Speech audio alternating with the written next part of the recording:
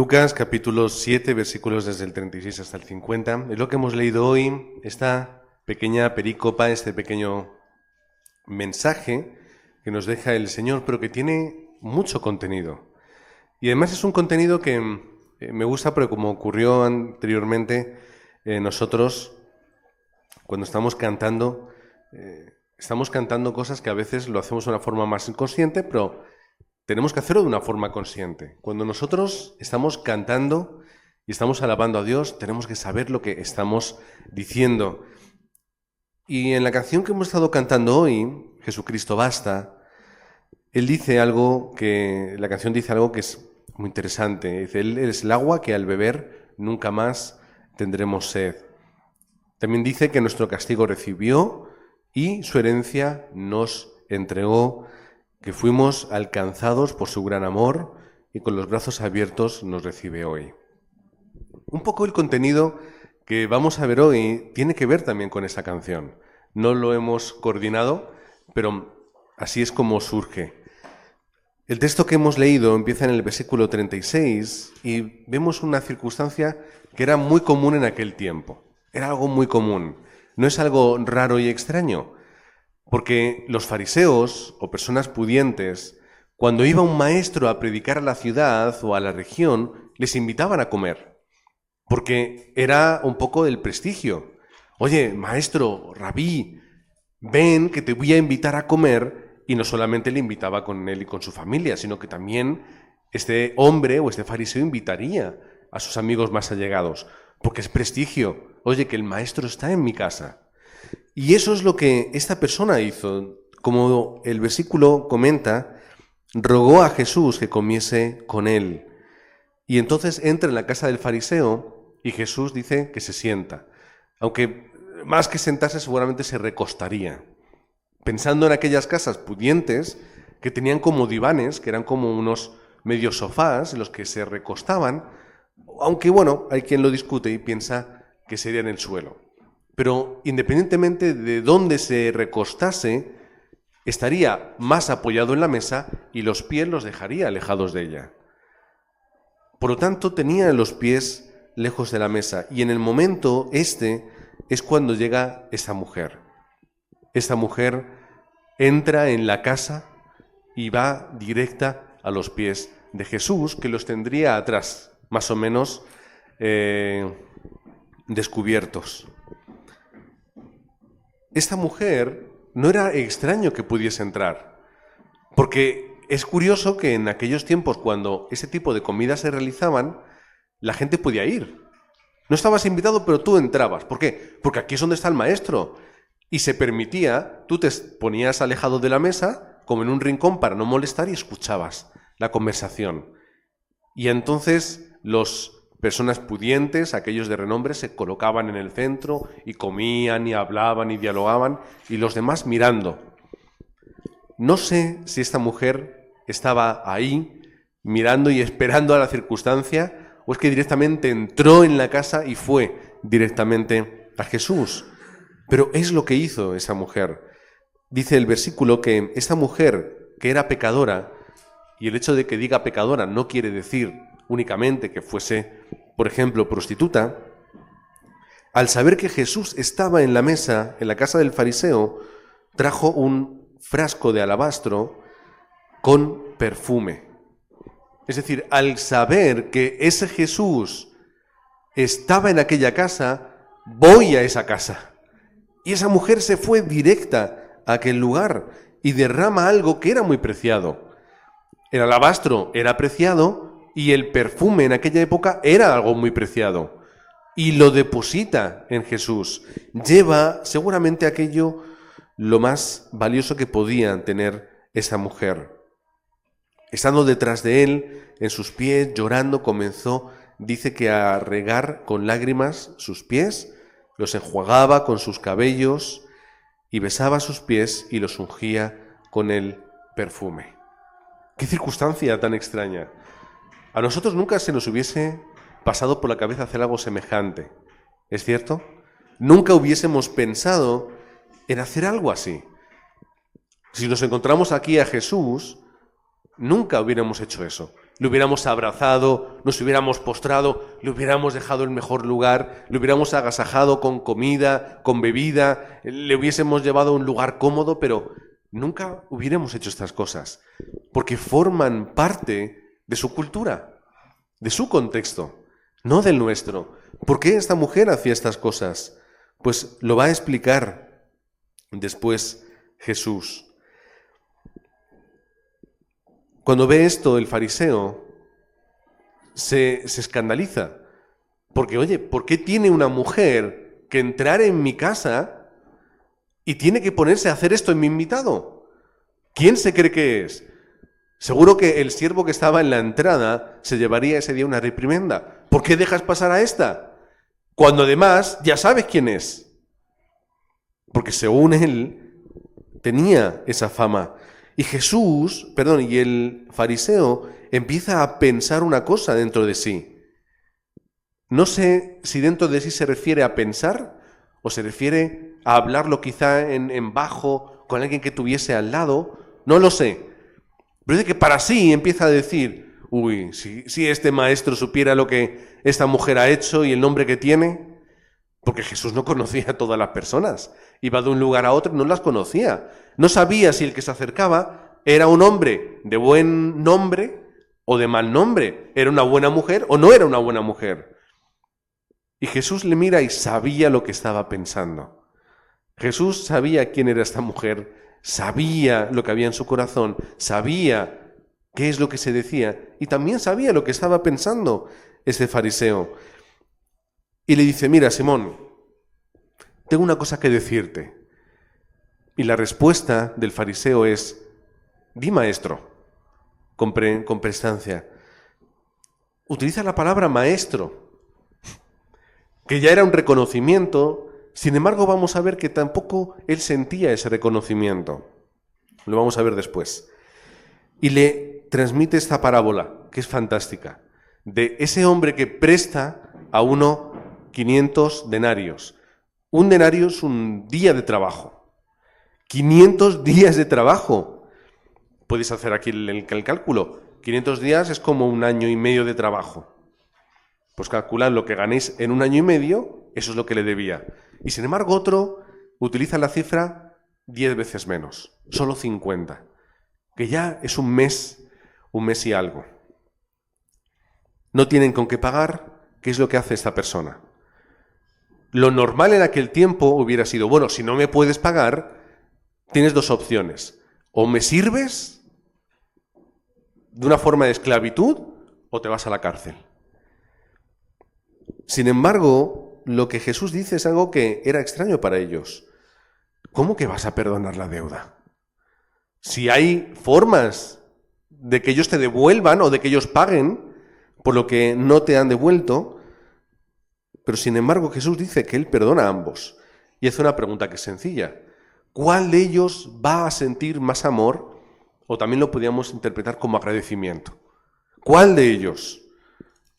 De una forma obvia, Simón dice, bueno, el que más debía. Es obvio. Incluso llegando a pensar que sería injusto. Dice, rectamente has juzgado, lo has hecho bien, has dicho lo correcto. Y ya dice, mira, ¿ves a esta mujer? Bueno, no lo diría así, lo diría así. ¿Ves a esta mujer que está detrás de mí? ¿A esta mujer que está postrada? ¿A esta mujer que entra en tu casa, se pone a llorar, monta un espectáculo, se suelta el pelo, que era algo indecoroso en aquel tiempo, y se pone a hacer esto? Dice, mira a esa mujer. Dice, tú, que yo he entrado en tu casa, no me diste agua para lavarme los pies, que era lo que se hacía en aquel tiempo. Tú vas por las calles que no son empedradas, calles de tierra, con sandalias, pies negros. Entras a una casa, ¿qué es lo primero? El anfitrión, lo mínimo que le haría es, puedes lavarte aquí tranquilamente los pies para tenerlos limpios. Pero lo más normal hubiera sido que a Jesús, una persona pudiente, le hubiera dicho, siervo, límpiale los pies al maestro. ¿Qué menos? Ni eso. Esta mujer dice, tú no me diste agua para mis pies, mas ella los ha regado con sus lágrimas. y los ha enjuagado con sus cabellos, los seca con sus cabellos. No me diste beso, que era el saludo típico y normal de un anfitrión. Llega alguien, le das un abrazo, le besas y a veces le pones un manto por encima. Tú no me diste un beso. Sin embargo, ella dice que no ha parado de besar mis pies. Continúa, no ungiste mi cabeza con aceite, que también se hacía un aceite, una esencia, a veces se colocaba o se encendía un incienso para crear un buen aroma. Y tú no lo has hecho. Sin embargo, mira lo que ella ha hecho con ese perfume tan preciado. Está estableciendo un paralelismo entre Simón, el gran fariseo, el gran pudiente, el gran legalista, que vivía tan perfectamente, y la mujer pecadora. Tú, tanto eres, no has sido capaz de reconocerme y darme lo que merecía, no por ser Cristo, sino por ser un mero invitado, y esta mujer, mira lo que está haciendo. Mira cómo ella está devocionando. Ahí es donde explica la parábola. Ahí él la está explicando. Una persona que ama poco, una persona que ama mucho. ¿Por qué va esta mujer a amar mucho? Continúa hablando y dice, por lo cual te digo que sus muchos pecados les son perdonados porque amó mucho. Está dándole a entender la parábola. Aquel que debe mucho es perdonado igualmente que el que debe poco. Pero mira el corazón de esta mujer. Todo lo que tú debías, todo lo que tú has hecho, todos tus errores son perdonados en este momento. Mas aquel que se le perdona poco, poco ama. Y se la tira en la frente. No amas. No tienes amor. ¿Por qué? Porque vives perfectamente, no das tu corazón. Y luego se vuelve a ella que estaba detrás, le dice, tus pecados son perdonados. Fíjate lo que quiere decir. Tus pecados son perdonados. La deuda te es pagada. Esa gran deuda que tenías, que no eran 500 denarios, fuese lo que fuese, tus acciones, tus hechos, tu estado, lo que tú piensas, tus errores, todo es perdonado. Delante de todos. Pero ¿a quién se le ocurre decir eso? ¿A quién se le ocurre? ¿Quién es capaz de perdonar pecados? Solo Dios. ¿Y qué está haciendo Él? Se está colocando en esa posición. Yo te perdono a ti. Como mucho, un sacerdote podía decir tus pecados están perdonados después de hacer un sacrificio y de pasar por el ritual. Ya has hecho lo que había que hacer, lo que se ha estipulado, entonces ya has sido perdonada. No por mí, sino Dios te ha perdonado. Pero Él dice, yo perdono a esta mujer, yo te perdono, tus pecados te son perdonados. Todos. Todos. No unos cuantos, no unos pocos. Todos te son perdonados. ¿Por qué? Porque esa mujer estaba reconociendo que Jesús era el Cristo. No por limpiarle los pies, no por darle ese aceite, no por llorar, sino porque ella estaba reconociendo quién era. Y como lo reconoció y sabía quién era y lo que tenía dentro, lo que había en su corazón era arrepentimiento y gratitud. Había reconocimiento. Por eso esta mujer podía ser perdonada de todo. Porque iba y dio su corazón a Cristo. Cristo finalmente le dijo, tus pecados están perdonados. Y aquellos que estaban sentados a la mesa comenzaron a decir entre sí, ¿quién es este que también perdona pecados? ¿Quién es este? Ellos sabían lo que había hecho. Si nos vamos al capítulo 7, versículo 16, dice, todos tuvieron miedo y glorificaban a Dios, diciendo, un gran profeta se ha levantado entre nosotros. Querían ver a este gran profeta, le invitan a casa, pero no para rendirle culto y homenaje, no para considerarle como él realmente era, porque no le lava los pies, no le besa, no le unge, nada. Sí, bueno, tú ven aquí, siéntate, maestro, como quien habla con un niño, venga, apunta aquí, a ver, dinos cosas. intentando pillarle incluso para sí, demuestra Jesús el corazón que tenía este hombre. Uy, si de verdad fuera un profeta se daría cuenta de lo que es esta mujer. No le tenían en consideración, no le respetaban, ni mucho menos le amaban. ¿Quién es este profeta que de verdad ahora se pone a perdonar pecados? ¿Quién es este hombre? Las últimas palabras de Jesús tienen mucho contenido. Jesús le dice a la mujer, tu fe te ha salvado. Tu fe, pero no tu fe general, porque ese fariseo tenía mucha fe. Fíjate cómo vivía de perfecto los fariseos. No es tu fe general. ¿En quién tenía fe esa mujer? En Cristo. Tu fe, entre paréntesis, en mí, que lo colocamos nosotros, te ha salvado. Por lo tanto, puedes ir en paz. ¿En paz? Esa mujer pecadora, ¿cómo vas a conjugar en la misma frase o en la misma idea mujer pecadora y paz?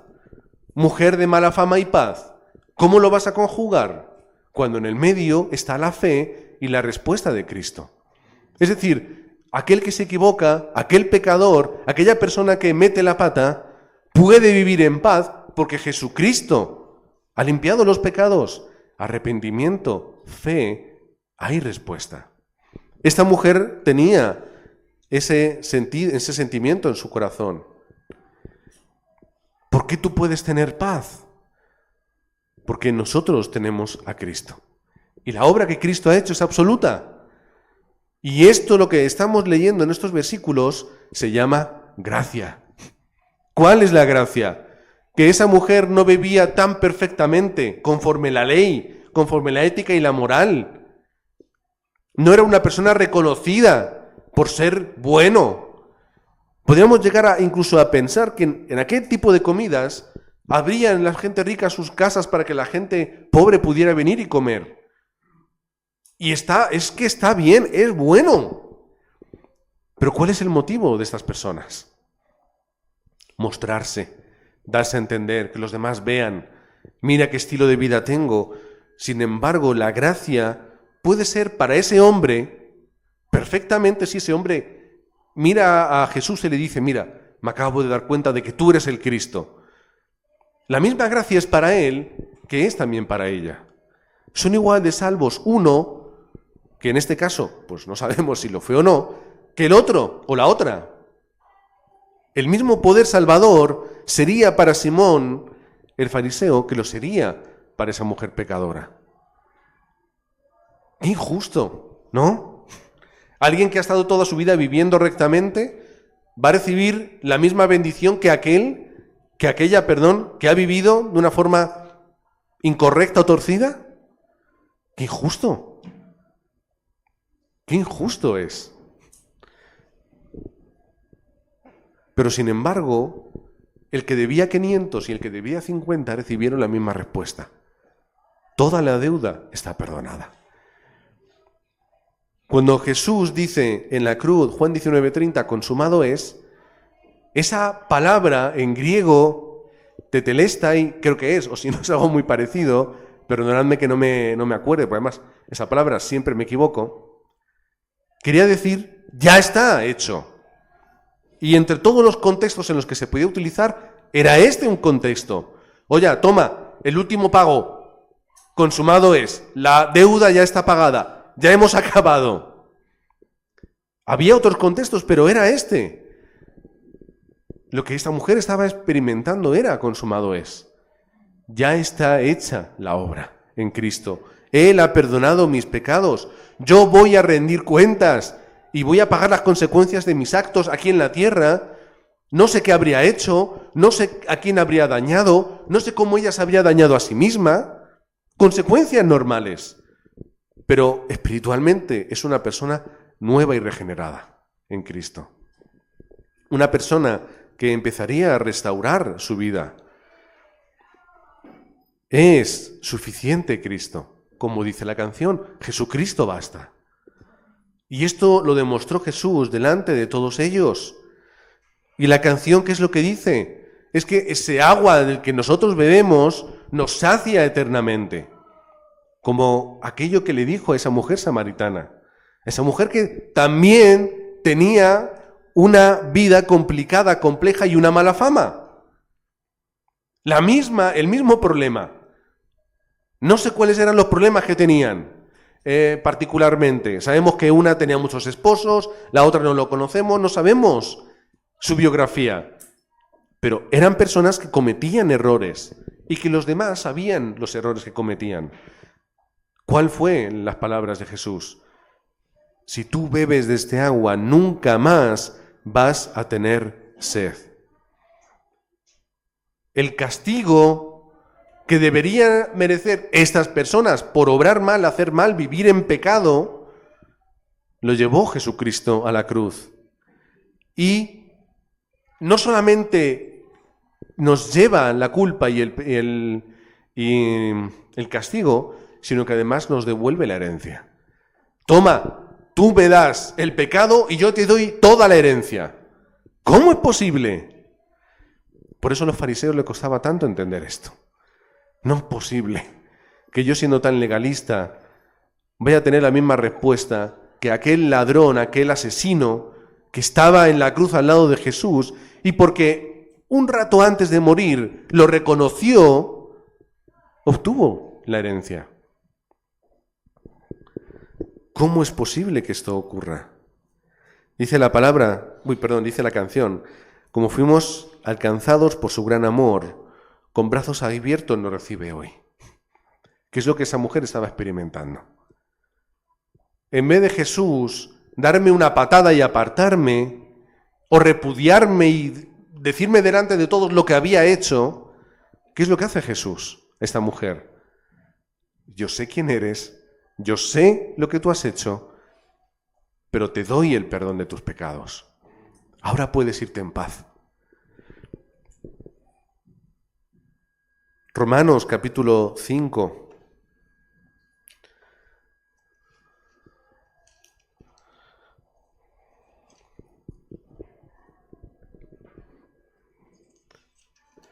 Dice la palabra, justificados, pues, por la fe, ¿qué tenemos? Paz para con Dios por medio de nuestro Señor Jesucristo. ¿Qué es lo que nosotros tenemos que tener en nuestro corazón? Que es paz por lo que Dios ya ha hecho. Paz por la condición que yo tengo. Versículo 2, por quien también tenemos entrada por la fe a esta gracia, que es absoluta.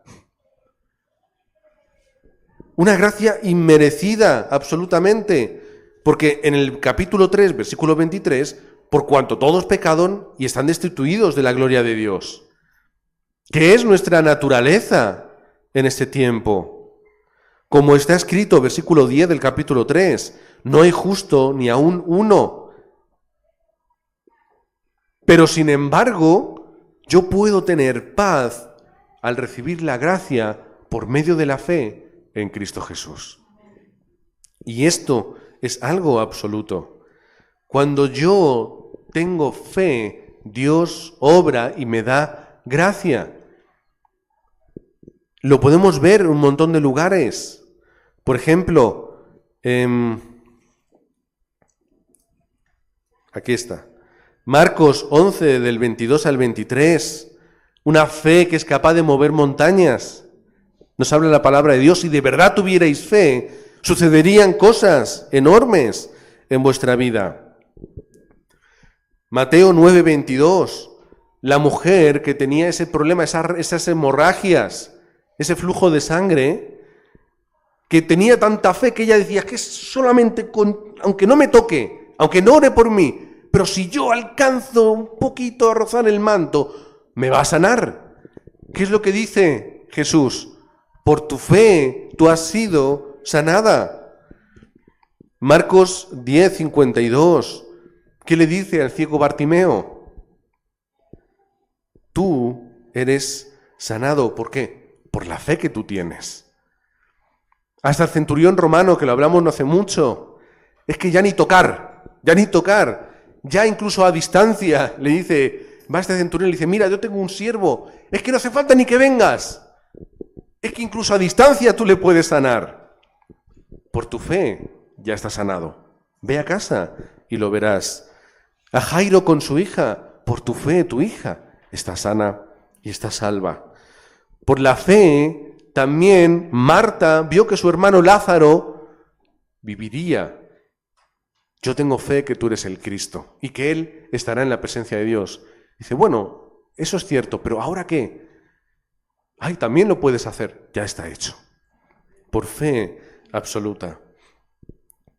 La fe determina la gracia que nosotros recibimos. Cuanto más fe tenemos, más gracia recibimos. Ya no hablamos únicamente de la gracia que nos salva, sino la que necesitamos el día a día para poder vivir y superar todas las circunstancias. Porque yo todos los días necesito gracia para enfrentarme al mundo y a las circunstancias. Yo todos los días necesito la gracia de Dios para poder vencer lo que hay a mi alrededor. Si yo no recibo gracia, ¿con qué voy a luchar? Con mis fuerzas son limitadas. Con mi pensamiento me voy a equivocar, porque a veces soy muy torpe y muy tonto. ¿Con qué voy a luchar? Con la gracia que Dios me da. Volvemos atrás. Para tener gracia, ¿qué necesito? Fe. ¿Y qué es lo que ha dicho el anciano al principio? ¿Cómo recibimos la fe? Al escuchar la palabra de Dios. Si nosotros no seguimos este camino que empieza el escuchando la palabra, guardándola, recibiendo la fe, accediendo a esa gracia, voy a tener muchas dificultades. Los problemas van a ser los mismos. Pero la respuesta que yo pueda encontrar en medio de ellos sí lo va a ser. Sí va a ser muy diferente. Por esto mismo esa mujer recibió esa gran respuesta.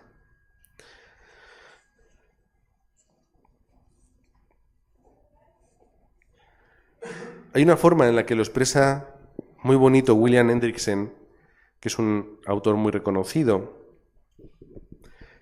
Dice, vete en paz, dice Jesús, al despedirla, utilizando seguramente la palabra que ya todos conocemos, que podría ser shalom, ¿no? Prosperidad para el alma y el cuerpo. Y continúa diciendo, dice, esta paz es la sonrisa de Dios reflejada en el corazón del pecador reprimido. Dice, es un refugio en la tormenta, un escondite en la roca eterna, abrigo bajo sus alas. ¿Qué quiere decir esto? Que cuando esa mujer recibió el perdón y la gracia de Cristo, su interior cambia. Encuentra refugio, encuentra abrigo, encuentra amor y puede restaurarse. Cuando nosotros nos encontramos todos los días con Cristo y vamos con ese corazón, hallamos esta respuesta, hallamos esta bendición. Y a veces nosotros tenemos que tomar la decisión de ser esta mujer, e ir a Jesús, ir a sus pies y hacer algo que no tiene sentido socialmente. No tenía sentido hacer lo que esa mujer hizo. No puedes irrumpir en la casa de alguien y romper una comida y una conversación. No puedes hacer eso. No puedes ir y lavar los pies de Jesús con tus lágrimas. No puedes hacer eso. No puedes soltarte el pelo, que era algo escandaloso en aquel momento, y limpiar y secar el pelo de Jesús con tu pelo. No puedes. No puedes hacer esas cosas. Derramar el perfume tan caro, hacerlo en los pies. Recordad en una circunstancia parecida lo que decía Judas y decían otros alrededor. Hombre, no seas tonta, que eso lo vendemos y sacamos un montón de dinero. No es coherente conforme el mundo y lo que nos rodea vivir postrados ante Cristo.